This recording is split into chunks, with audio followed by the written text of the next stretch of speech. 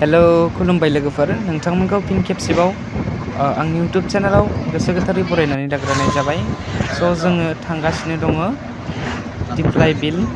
स' नोंथांमोना जुदि पार्ट 1 दिप्लाइ बिलाव थांनाय पार्ट 1 भिडिअखौ नायाखैब्ला पार्ट 1 भिडिअखौ नायहैब्लानो जाबाय।